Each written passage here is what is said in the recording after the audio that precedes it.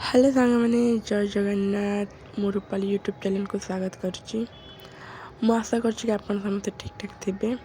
तो आम market आसलु marketing कर तो आम मार्केटिंग सरला देन रूपाली कहली भाव मोमो नेबा तो मोमो भी धरिलु स्प्राइट भी धरिलु। तो सांग मैंने फास्ट लास्ट पर्यंत रुहतु आम वीडियो को देखु एंजॉय करूँ आ लाइक सब्सक्राइब देवा आदम भूलि चलतु सांग। तो आसला बेले आम गोटे दीदी आसते सी मो नणंद हेयर स्टाइल करने को कारण नणंद काली पलैबे बोली बहुत मन दुख।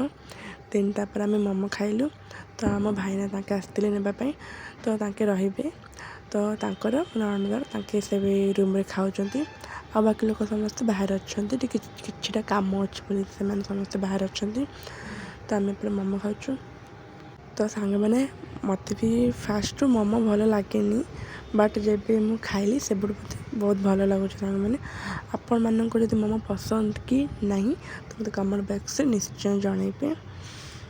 तो आम नणंद पड़े बोले आमर बहुत मन दुख बहुत दिन पर आसते तो कौन करवा रूपाली पड़े सी तार खाई चलती तार भी बहुत फेवरेट मोमो। तो सांग मैंने बहुत टेस्टी बहुत यम्मी सी पूरा हसुची लाज कर भाज ये कौन कर बनाऊँ कौन कर। तो भाई ने आम मिठा आनी तो मिठा भी टेस्ट कली मिठा भी बहुत भल लगुच। तो एबे आम रोसे करवा रोसे आगर भात कर आउ डाली करवा आउ रोटी हम देन हम छतु मो नणंद आसला सी भी तार पनीर रोल खाऊ सी भी तार हाल हाई कहीदेलानी। तो चलन सांग रोसे करवा एथर देन आम गोटे कड़े बसैलु से अल्प टिके ऑयल पकेबू देन जीरा टिके फुटिला से सुखिला लंका टे पकईदेबू तापर कटा रखाई पियाज को भी ऐड करदेबू। तो पियाज टिके ब्राउन कलर है जाए एपट सेपट से करूँ देन तापर हम डाली पकईदेबू डाली हाकुर ही लुण दे थाए। तो मैं डाली भी पड़े बगार सारे देन सामने कटा रखा फूलकोबी पियाज टमाटो पेस्ट तो मैं आगोटे कड़े बसवा से भी ऑयल पकेबा देन से भी जीरा टिके पकेबा एपट आम डाली भी फुटी आसला।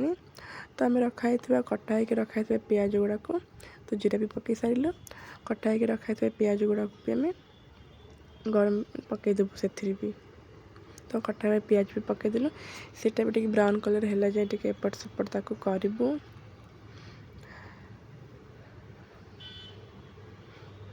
तो ब्राउन कलर हो सारानी तो ये पेस्ट भी ऐड करदेलु मुझे आगे भी कही सांग मैंने मसला मसला बहुत कम खाऊँ तो सब कम ही पकाओ।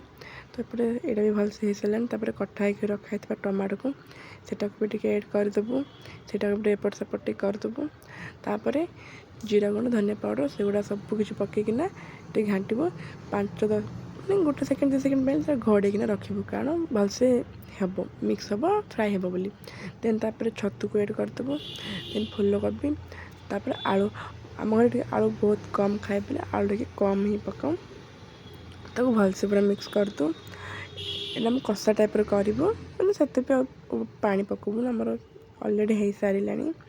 तो एपटे आमर खाଇବା भी स्टार्ट हो सारा समस्त खाऊ छतु एंड रोटी करी सांग मैंने और रोटी दाम घाट सांग मैंने मो वीडियो भल लगे लाइक शेयर सब्सक्राइब करूँ पुणी देखा नेक्स्ट ब्लॉग टाटा सांग मैंने।